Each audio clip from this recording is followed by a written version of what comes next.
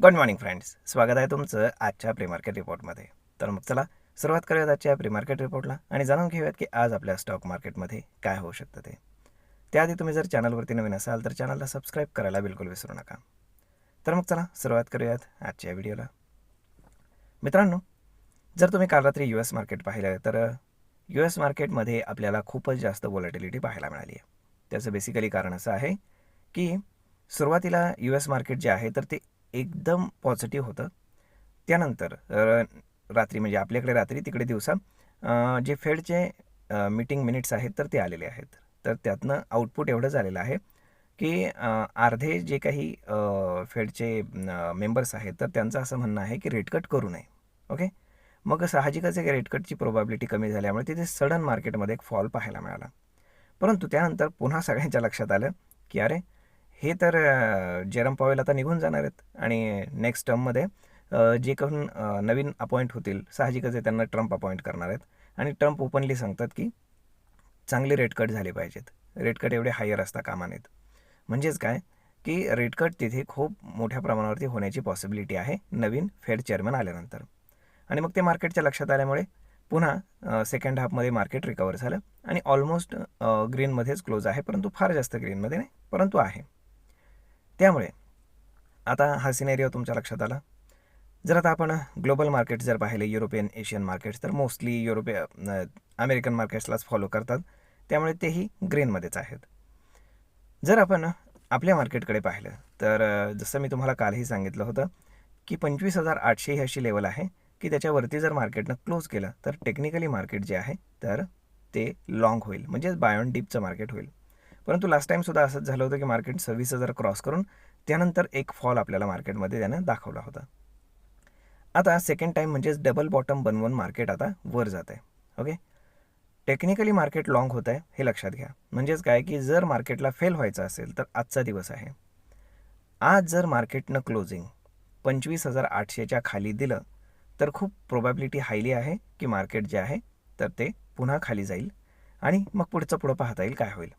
परंतु जर मार्केटनं आज 25,800च्या वरती क्लोजिंग देण्यामध्ये सक्सेस दाखवलं तर खूप हायली प्रोबॅबिलिटी आहे की मार्केट 26,000पर्यंत जाऊ शकतं आणि 26,000 एकदा ब्रेक केला की डबल बॉटम 100% सक्सेसफुल होईल आणि त्यानंतर मग मार्केट जे आहे तर ते अजून 1,001 पॉईंटच्या आसपास पुढे वरती जायला सुरू होईल. तर ते आता पाहूयात की नक्की कशा पद्धतीने घडते ते.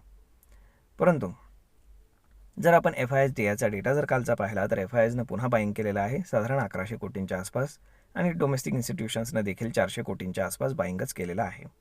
दोनही इन्स्टिट्यूशन्स नेट बायर्स आहेत. म्हणजे जेव्हापासून इंडिया USची ट्रेड डील झाली आहे तेव्हापासून आपण पाहतोय की FIS जे आहे तर ते कंटिन्युअसली बाईंग करतात. मध्यंतरी 1-2 त्यांनी सेलिंग केलेलंच होतं 1-2 दिवस, परंतु विच इज ओके, म्हणजे पहिल्यापेक्षा परिस्थिती बरी आहे असं म्हणायला हरकत नाही. त्यामुळे आपण सध्या मार्केटमध्ये बुलिश व्ह्यू घेण्याचा प्रयत्न करतोय.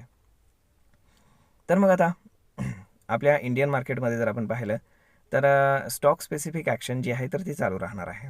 त्यानंतर आपण जर जे मेजर स्टॉक्स आहेत म्हणजेच रिलायन्स असेल, HDFC बँक वगैरे, तर यांच्यामध्ये आपल्याला एक मेजर शिफ्ट आपल्याला पाहायला मिळतो आहे.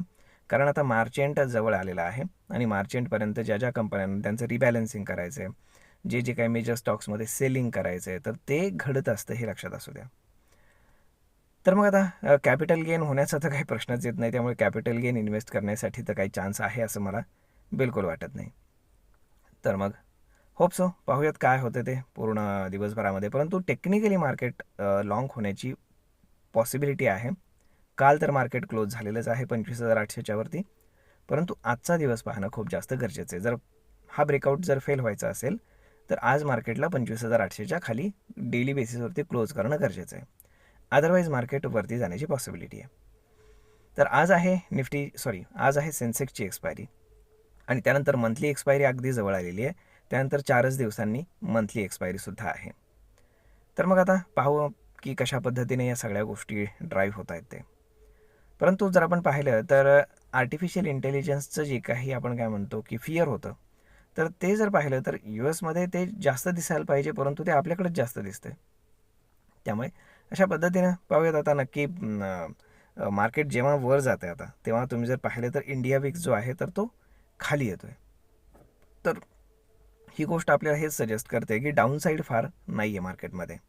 म्हणजेच काय, कोणी घाबरत नाही आहे, फिअरमध्ये नाही आहे, किंवा अशी कुठलाही इव्हेंट नाही आहे येणारा की जो फिअर देऊ शकतो. तर होप सो पाहूयात काय होतं ते. तोपर्यंत तुम्हाला आजचा हा व्हिडिओ कसा वाटला हे तुम्ही आम्हाला कमेंट करून नक्कीच सांगा. आणि सगळ्यात महत्त्वाची गोष्ट, गिफ्ट निफ्टी आज इंडिकेट करते की मार्केट आज फ्लॅट ओपन होतं आहे विथ पॉझिटिव्ह बायस, म्हणजे 30-40 पॉईंटच्या आसपास गॅपअप मार्केट ओपन होईल.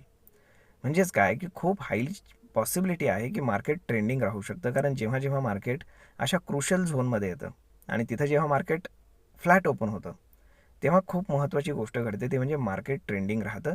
आता ते बोथ द साईड कुठल्याही बाजूला ट्रेंडिंग राहू शकतं, either upside either down side, परंतु ते पाहणं खूप जास्त गरजेचं आहे. होप सो पाहूयात काय होतं ते. तर मग मित्रांनो, भेटूयात पुढच्या एका नवीन व्हिडिओमध्ये. तोपर्यंत धन्यवाद.